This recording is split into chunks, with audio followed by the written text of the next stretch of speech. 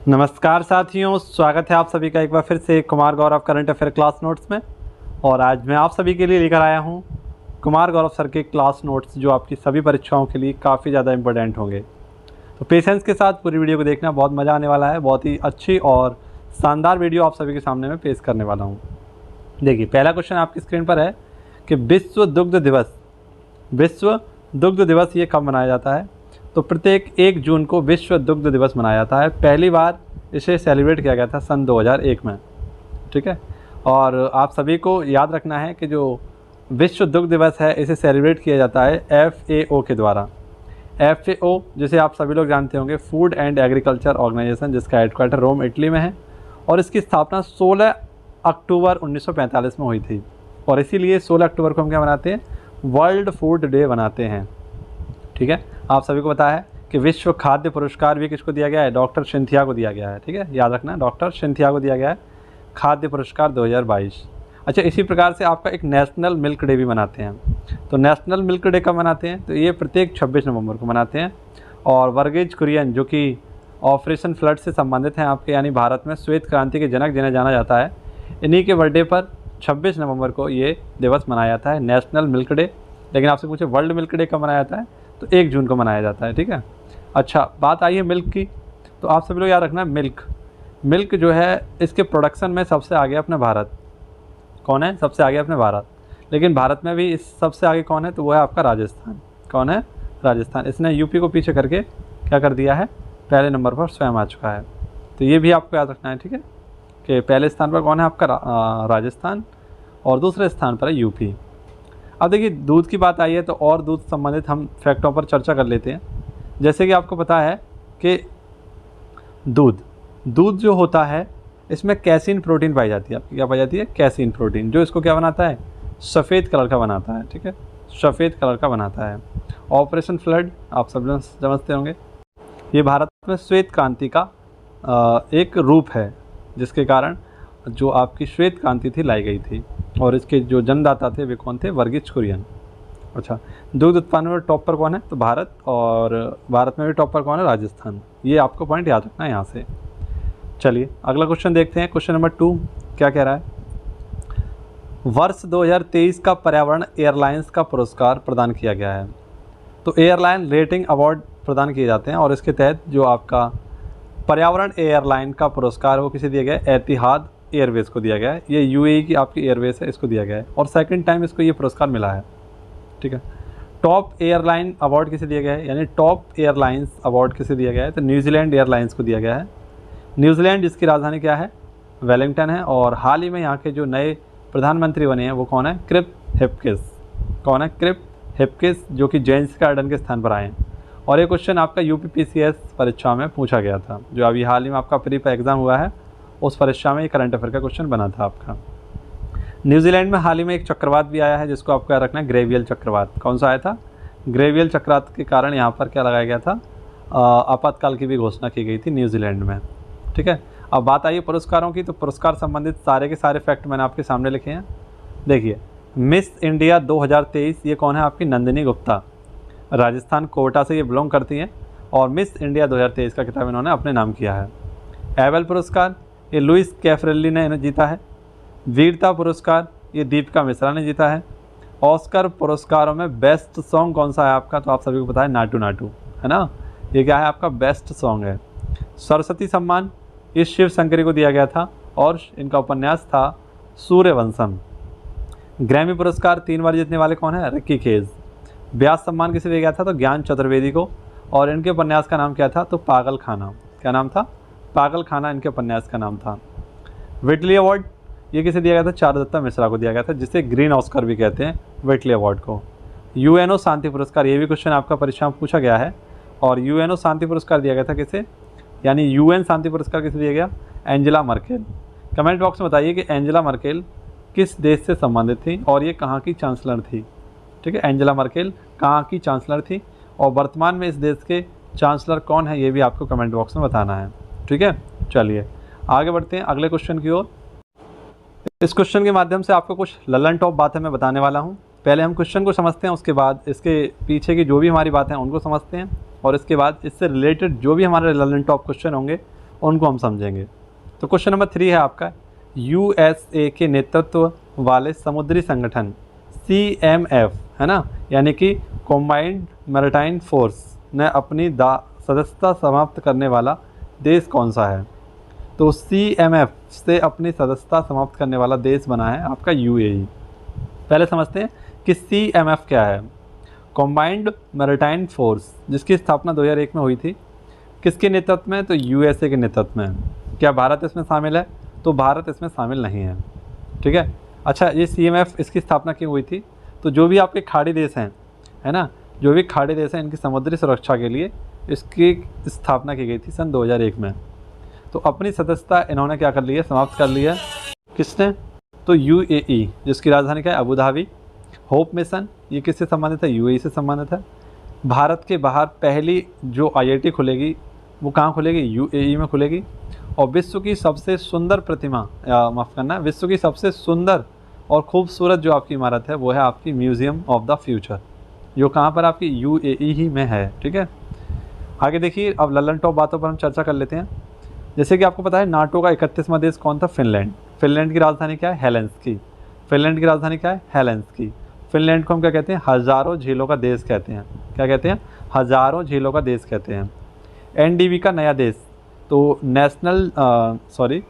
New development bank, इसका जो नवीनतम देश बना है आपका कौन है? नवा मिस्र बना है, ठीक है। और हाल ही में NDB की नई जो आपकी अध्यक्ष बनी थी वो थी डिल्मा रूसेफ। कौन थी? डिल्मा रूसेफ, इसकी नई अध्यक्ष बनी थी डिल्मा रूसेफ, जो कि आपकी ब्राज़ील की पूर्व राष्ट्रपति थी, ठीक है। नेक्स्ट, यूरो को अपनाने वाला जो 20वां देश बना है वो कौन सा है? क्रोएशिया। IMF का जो देश है नवीनतम वो कौन सा? एंडोरा। 190वां देश इसका नया देश बना है। WTO में कुल सदस्य कितने हैं आपके? 164। सार्क में कुल देशों की संख्या कितनी है? 8, है ना। कौन कौन से देश हैं 8? तो एक बार मेरे साथ बोलिए, मालदीव, श्रीलंका, भारत, है ना, पाकिस्तान, अफ़गानिस्तान, नेपाल, भूटान, है ना, और कौन सा है आपका? नेपाल, भूटान, और एक आपका मालदीव, है ना। तो ये देश कहाँ पर हैं? आपके सार्क में है। ऐसे आसियान में आपके 10+1 देश हैं। जो इसका 11वां सदस्य देश बनेगा वो कौन सा होगा? तिमोर लेस्ते, ठीक है। तिमोर लेस्ते की राजधानी आप लोग मुझे कमेंट बॉक्स में बताइए क्या होगी। अब अगला क्वेश्चन आपके लिए और भी ज़्यादा इंपॉर्टेंट है। इस क्वेश्चन के माध्यम से आपको बहुत सारी जानकारियाँ सीखने को मिलेगी। सबसे पहले तो आपको सिटीज़ की इन्फॉर्मेशन यानी फुल फॉर्म में आपको बताऊँगा कि सिटीज़ 2.0 क्या है। तो सिटीज़ 2.0 योजना, है ना, पहले से समझते हैं कि सिटीज़ की फुल फॉर्म क्या है। City investment to innovate integrated to substance, है ना। तो ये क्या है आपका? इसकी शुरुआत 2018 में हुई थी, है ना। और इसमें कितने सदस्य शहर थे आपके? तो 12 शहरों को शामिल किया गया था। इसकी स्थापना क्यों की गई थी? तो एकीकृत अपशिष्ट, जो आपके एकीकृत अपशिष्ट प्रबंधन होता है और जलवायु उन्मुख के लिए, यानी जो भी आपका कचरा वगैरह होता है अपशिष्ट प्रबंधन के लिए, इसको क्या किया गया है? इसकी स्थापना की गई थी। इसको दोबारा से शुरू किया गया है। 4 साल के लिए इसे दोबारा से शुरू किया गया है। और इसमें भारत की तरफ से आवास मंत्रालय जो है आपका महुआ, इसके द्वारा पार्टिसिपेट किया गया है। लेकिन इसकी शुरुआत किसने की है? सहायता किसने की है? तो फ्रांस और EU, है ना, यूरोपियन यूनियन के नाम से आप इसको जानते हैं, EU, इसके द्वारा इसमें हेल्प की गई है, सहायता की गई है, ठीक है।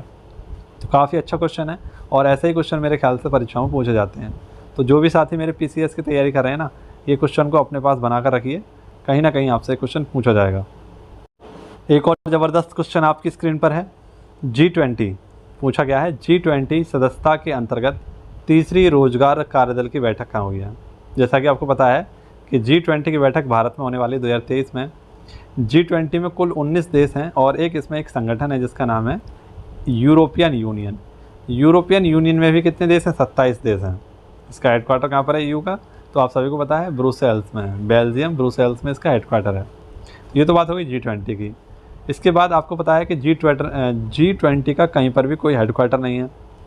2023 में भारत बैठक कर रहा है तो इसके शेरपा कौन है? अमिताभ कांत। 2022 में ये कहाँ हुई थी? आपकी बाली इंडोनेशिया में। और 2021 में कहाँ हुई थी? इटली में। देखिए कैसे याद करेंगे? 2021 में कहाँ हुई थी? इटली में। कहाँ हुई थी? इटली में हुई। 2022 की कहाँ हुई? तो ये आपकी इंडोनेशिया में हुई। और 2023 में कहाँ हुई थी? तो ये आपकी इंडिया में हो रही है। तो तीनों में क्या है, आई है, ठीक है, ऐसे करके आप लोग याद रख लेना। तो G20 की जो तीसरी रोजगार कार्यदल की बैठक हुई है वो कहाँ पर हुई है, आपकी जिनेवा में। और जिनेवा कहाँ पर, आपका स्विट्जरलैंड में। देखिए जिनेवा की बात आई है तो जिनेवा में हमारे बहुत ही फेमस हेडक्वार्टर हैं, जहाँ से हमारा सीधे सीधा क्वेश्चन बन सकता है। जैसे WTO का हेडक्वार्टर जिनेवा में है, WHO का हेडक्वार्टर जिनेवा में है, ILO का हेडक्वार्टर वर्साई की संधि के द्वारा इसकी स्थापना हुई थी 1919 में, इसका हेडक्वार्टर भी कहाँ पर है, जिनेवा में ही है ना। वर्ल्ड इंटेलेक्चुअल प्रॉपर्टी ऑर्गेनाइजेशन, इसका भी हेडक्वार्टर जिनेवा में ही है। रेड क्रॉस का हेडक्वार्टर भी कहाँ पर है, जिनेवा में ही है। WWF का भी हेडक्वार्टर जिनेवा में ही है।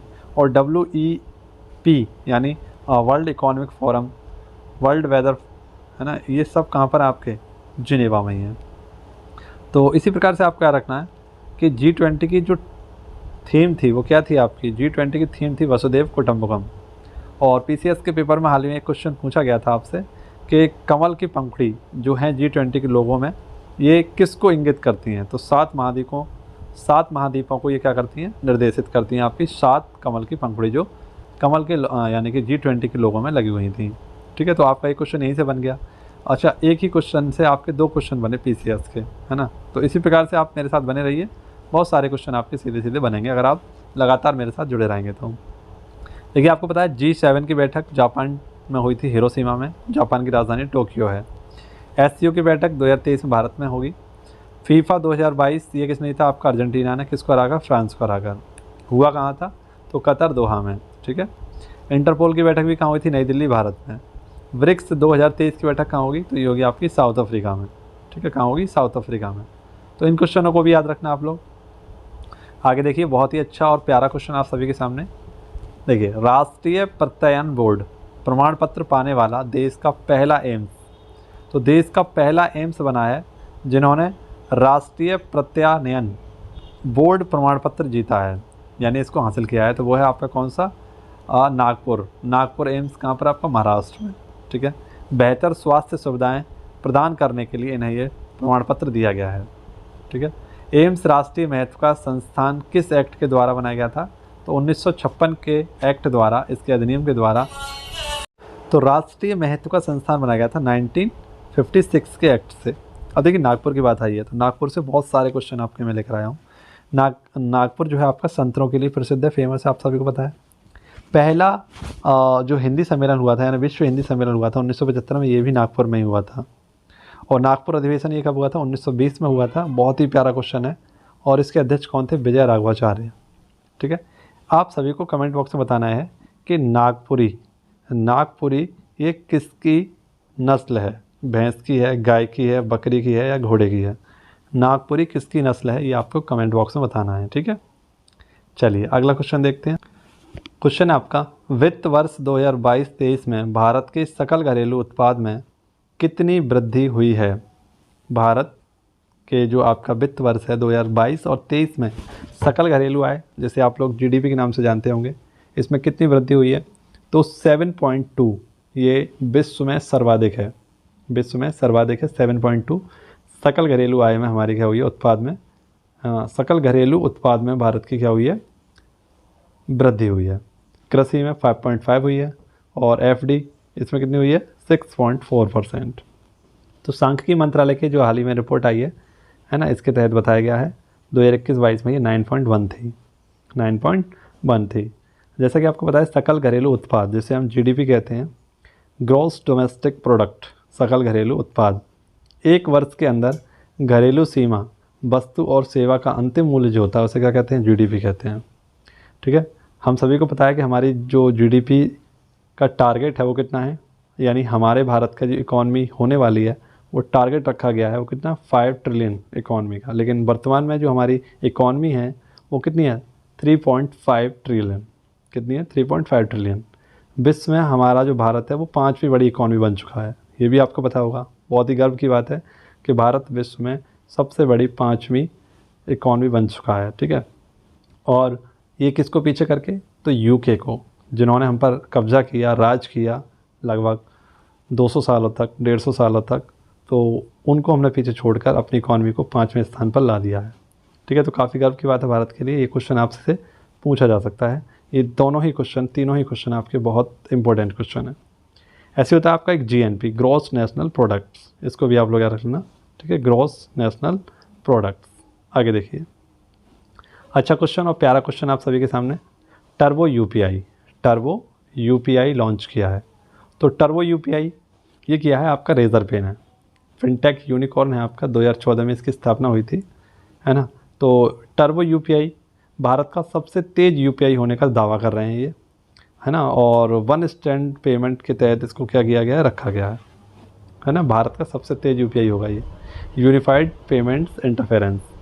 बैंक कौन सी होगी इसके लिए, तो एक्सिस बैंक होगी आपकी, कौन सी, एक्सिस बैंक। यूपीआई फ़ोन पे समझौता किस किस के मध्य हुआ है, भारत और सिंगापुर के मध्य। ई-रुपए लॉन्च किया किसने, आरबीआई ने, दिसंबर 2021 में से लॉन्च किया था। और नेक्स्ट है आपका एनपीसीआई और क्रॉस बॉर्डर बिल सेवा, ये किसके मध्य होगा, ओमान के मध्य। जैसा कि मैंने आपको पढ़ाया था, क्रॉस बॉर्डर बिल पे क्या है, तो यदि आप जैसे मान लीजिए ओमान में रहते हैं और आपको अपने घर का बिजली का बिल है ना, या रिचार्ज कराना है डिश का, या किसी और बिल को पे करना है, तो आप वहीं पर बैठकर उसको पे कर सकते हैं। तो एनपीसीआई और क्रॉस बॉर्डर बिल सेवा शुरू की गई है, ठीक है। नेक्स्ट क्वेश्चन है हंगर हॉटस्पॉट, कौन सा, हंगर हॉटस्पॉट तीव्र खाद्य असुरक्षा रिपोर्ट, ये हाल ही में जारी की गई है। किसके द्वारा जारी की गई है जानते हैं, तो देखिए इसको जारी किया गया है हाल ही में FAO और WFP, है ना। FAO अभी मैंने आपको पढ़ाया था, फूड एंड एग्रीकल्चर, और ये है world food programme. World food programme को 2020 का क्या दिया गया था, तो नोबेल पुरस्कार भी दिया गया है, ठीक है, शांति का नोबेल पुरस्कार। FAO दोनों और WFP दोनों कहाँ पर है, आपका रोम इटली में ही है, ठीक है। तो 22 देशों में तीव्र क्या होने वाली है, 22 देशों में तीव्र रूप से खाद्य असुरक्षा उत्पन्न होने वाली है, इसकी जानकारी इस रिपोर्ट में दी गई है। फॉर एग्जांपल पाकिस्तान है और कुछ मध्य अमेरिकी देश जो हैं हमारे, वो इसकी चपेट में आने वाले हैं। इसका कारण होगा अल नीनो, है ना। अल नीनो आप लोग जानते होंगे क्या है, ये अल नीनो इसकी उत्पत्ति कहाँ होती है, पेरू, कहाँ पर होती है, पेरू, हम्बोल्ट जलधारा के पास, है ना। हम्बोल्ट जलधारा कैसी, आपकी एक ठंडी जलधारा है, और भारतीय मानसून पर इसका कैसा, तो नकारात्मक प्रभाव पड़ता है, और इसके कारण क्या होने वाला है, यहाँ पर हंगर हॉटस्पॉट की रिपोर्ट के अनुसार ये होगा, ठीक है, कि तीव्र खाद्य असुरक्षा इन पर उत्पन्न होगी, पाकिस्तान पर उत्पन्न होगी, ठीक है। आगे देखिए, हैप्पीनेस इंडेक्स भारत की रैंक क्या है, 126, है ना। और जो आपकी आर्मी पावर है इसमें भारत कौन से स्थान पर है, चौथे स्थान पर है। ह्यूमन डेवलपमेंट इंडेक्स में भारत कौन से स्थान पर है, 132वें स्थान पर है। ऐसी पर्यावरण सुरक्षा सूचकांक में भारत की रैंक है 180, पर्यावरण सुरक्षा सूचकांक में भारत की रैंक है 180 है। भुखमरी में भारत की रैंक क्या है, तो भुखमरी सूचकांक भारत की रैंक है 107, है ना। आगे देखिए अगला क्वेश्चन, और बेहतरीन क्वेश्चन, इसमें भी आपको कुछ जानकारियाँ दूंगा। पूछा गया आपसे कि 6वीं शारजहां मास्टर अंतर्राष्ट्रीय शतरंज चैंपियनशिप 2023 का विजेता कौन बना है, तो ये बने अर्जुन एरिगेसी। ये शारजहां वैसे तो आपका UAE में है, इसका आयोजन भी UAE में हुआ था, लेकिन इसका उपविजेता कौन बना है, तो नादिरबेग, ये कहाँ के, कजाकिस्तान के, कजाकिस्तान, है ना। इसकी राजधानी आपको कमेंट बॉक्स में बतानी है। और एक फैक्ट मैं आपको बताता हूँ, कजाकिस्तान जो है सबसे बड़ी लैंडलॉक कंट्री है आपकी, क्या है, स्थल अवरुद्ध देश है आपका, लैंडलॉक कंट्री है कजाकिस्तान। 82वें ग्रैंड मास्टर कौन थे, तो विपुल्ला प्रणीत, ये कहाँ के हैं, आपके तेलंगाना के हैं। फर्स्ट ग्रैंड मास्टर कौन थे, विश्वनाथ आनंद, जिसकी एक पुस्तक है, बहुत ही फेमस पुस्तक है और काफ़ी बार परीक्षाओं में पूछेगी, माइंड मास्टर।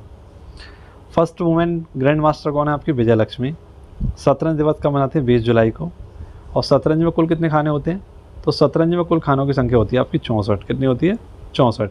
शतरंज का आविष्कार करने वाला कौन सा देश था, तो ये था अपना भारत। शतरंज का आविष्कार किसने किया, भारत ने किया था। हॉकी विश्व कप विजेता कौन है आपका, तो जर्मनी।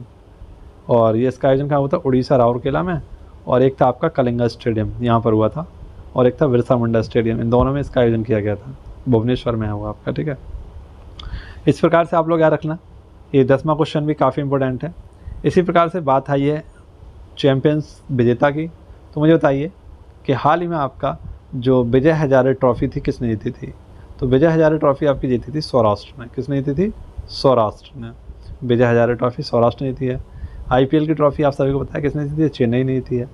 5वीं बार ये किसने जीती है, चेन्नई ने जीती है। 5वीं बार आपकी मुंबई ने भी जीती है। मुंबई ने पहली बार आपकी कब जीती, 2013 में, और चेन्नई ने पहली बार जो अपनी जीती थी वो कब जीती थी? 2010 में। तो ये क्वेश्चन भी आप लोग याद रख लेना, ठीक है। काफ़ी अच्छे क्वेश्चन जो मैंने आपके सामने रखे हैं, आई होप आपको समझ में आए होंगे।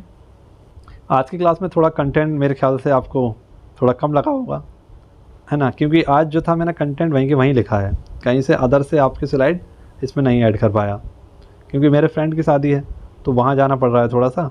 तो आज की वीडियो थोड़ी सी छोटी रहेगी, लेकिन रेगुलर मैंने बोला था आपसे रेगुलर रहूँगा, तो इसके चलते मैं आपके लिए वीडियो लेकर आया हूँ। कमेंट बॉक्स में आप सभी लोग इस वीडियो को बताना कैसी लगी, ठीक है, और दोस्तों के साथ शेयर कर देना जिससे कि वो भी इस वीडियो को देख सकें। अगली वीडियो में मैं आपको बहुत सारे फैक्ट कराऊंगा और एक सीरीज़ में लेकर आने वाला हूँ आपके लिए। कमेंट बॉक्स में बताना कि वो सीरीज़ आपके लिए कैसी रहेगी। मैं आपको डेली 50 क्वेश्चन कराऊंगा जो स्टैटिक जीके के आपके क्वेश्चन रहेंगे और पिछली परीक्षाओं में पूछे गए हैं। तो ये 1 लाइनर क्वेश्चन रहेंगे आपके, और डेली अगर हम 50 क्वेश्चनों को करेंगे तो एक महीने में लगभग हमारे 1500 क्वेश्चन हो जाएंगे, है ना। तो ये सीरीज़ कैसी रहेगी आप सभी की मुझे कमेंट बॉक्स में बताना। बाकायदा आपको बहुत अच्छे तरीके से PDF बना के मैं प्रोवाइड कराऊंगा और उन सभी क्वेश्चनों को एक्सप्लेन करके आपको समझाने की कोशिश करूंगा। तो बता देना एक बार कमेंट बॉक्स में ये सीरीज़ कैसी रहेगी। चलिए मिलते हैं आप सभी से कल इसी समय पर। धन्यवाद। जय हिंद, जय भारत, वंदे मातरम, भारत माता की जय।